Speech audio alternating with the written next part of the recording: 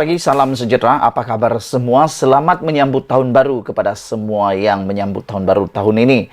Baiklah, saudara-saudara sekalian, kita masih bercerita tentang isu kontroversi kes Mahkamah Zahid Hamidi, dan beberapa hari yang lepas pihak pendakwaan telah pun memfailkan petisyen rayuan terhadap pendakwaan Zahid Hamidi.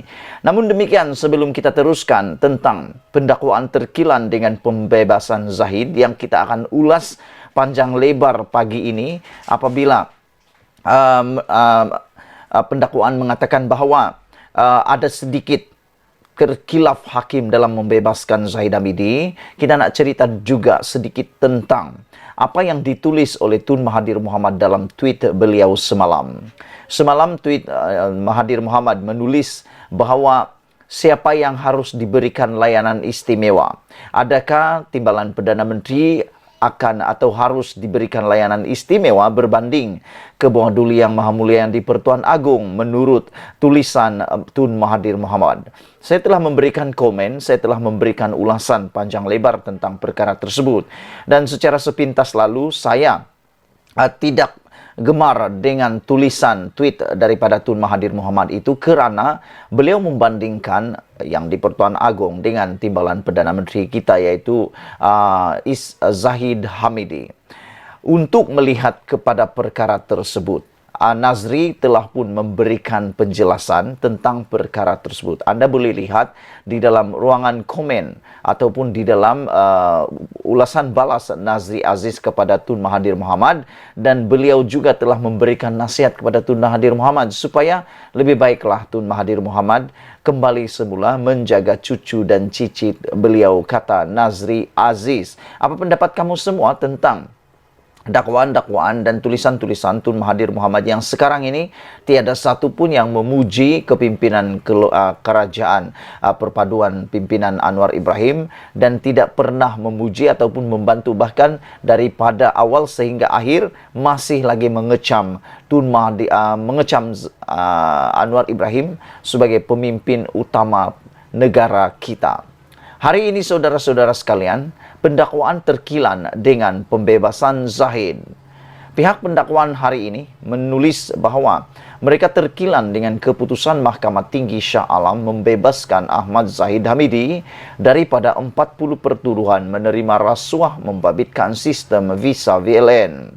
Dalam petisyen rayuan difailkan semalam, pendakwa raya selaku perayu mengemukakan 14 alasan tertumpu kepada dapatan fakta dan undang-undang yang dibuat oleh Hakim Muhammad Yazid Mustafa terhadap persoalan sama ada berlakunya pemberian dan penerimaan wang secara rasuah dalam kes tersebut. Pendakwa raya mendakwa Hakim Muhammad Yazid terkilaf dari segi fakta dan undang-undang apabila memutuskan ia gagal membuktikan kes prima facie dan gagal menilai secara menyeluruh keterangan bagi membuktikan setiap elemen kesalahan dihadapi timbalan Perdana Menteri itu. Inilah yang saya katakan awal tadi, bahwa pihak pendakwaan mengatakan hakim terkilaf dari segi fakta dan undang-undang. Saudara-saudara sekalian, apa pendapat Anda pula tentang keputusan mahkamah hakim tersebut? Adakah Anda juga setuju dengan pihak pendakwa raya yang mendakwa hakim, yaitu Muhammad Yazid, terkilaf dari segi fakta dan undang-undang? Hakim itu telah terkilaf apabila menolak pembuktian elemen menerima suapan secara rasuah dan elemen mendapatkan benda berharga tanpa balasan daripada Ultra Kirana Suren Berhad UKSB, sedangkan terdapat keterangan lisan dan dokumen yang cukup serta kukuh untuk membuktikannya, kata pendakwa raya bagi menepikan keputusan mahkamah yang dibuat pada 23 September lepas.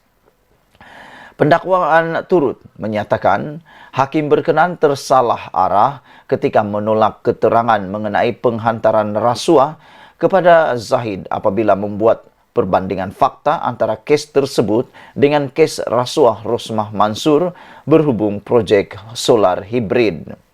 Dakwa pendakwaan hakim tersebut tersalah arah dalam menilai kredibiliti saksi-saksi pendakwaan apabila gagal mengambil kira bahawa mereka tiada motif jahat atau terselindung ketika memberikan keterangan mengenai pemberian atau penghantaran wang kepada timbalan Perdana Menteri itu, yaitu Zahid Hamidi. Hakim bicara terkilaf apabila menolak bulat-bulat keterangan saksi pendakwaan, bukan sahaja atas alasan rapuh dan tidak munasabah, malah mengambil kira keterangan yang tidak relevan, tidak pernah dikemukakan, serta membuat rumusan berdasarkan keraguan yang diada-adakan, kata mereka. Hakim itu telah tersalah arah apabila gagal mengambil kira keterangan saksi pendakwaan bahawa sebuah ledger yang dikemukakan sebagai keterangan dokumen adalah satu dokumen semasa dan menolaknya secara total, walaupun ada keterangan mencukupi untuk membuktikan sebaliknya dakwa pendakwaan. Rayuan pendakwaan ditetapkan untuk pengurusan kes pada 10 Januari depan di Mahkamah Rayuan. Pada 23 September lepas, Hakim Muhammad Yazid membebaskan Zahid 69 tahun yang juga Presiden UMNO selepas mendapati pendakwaan gagal membuktikan kes prima facie terhadap beliau. Zahid didakwa atas 33 pertuduhan menerima rasuah berjumlah Singapura dolar 13.56 juta daripada UKSB untuk dirinya sebagai Menteri Dalam Negeri bagi melanjutkan kontrak syarikat itu sebagai pengendali perkhidmatan pusat sehenti OSC di China dan sistem VLN, serta mengekalkan perjanjian kontraknya dengan Kementerian Dalam Negeri bagi pembekalan sistem bersepadu VLN. Bagi 7 pertuduhan lagi, ahli Parlimen Bagan Datuk itu didakwa memperoleh untuk dirinya wang tunai Singapura dolar 1.150 juta, RM 3.125 juta, 15,000 Swiss franc dan USD 15,000 daripada syarikat yang sama diketahui mempunyai kaitan dengan tugas rasmi beliau. Beliau didakwa melakukan kesemua kesalahan ini di Seri Satria Persin 16 Putrajaya serta Country Heights Kajang antara Oktober 2014 dan Mac 2018.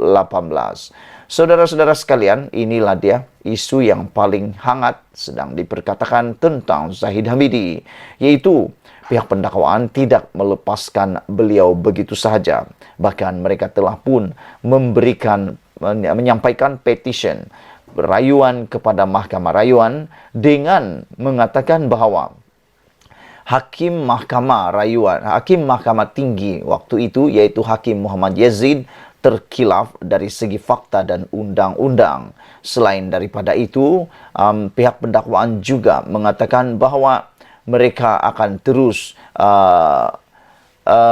membuat rayuan ini dan turut mengatakan hakim berkenan tersalah arah ketika menolak keterangan mengenai penghantaran rasuah kepada Zahid apabila membuat perbandingan antara fakta kes antara kes rasuah Rosmah Mansur dengan kes Zahid Hamidi. Sebelum kita berpisah, sila tinggalkan komen Anda, tekan butang subscribe. Kita jumpa lagi. Bye-bye.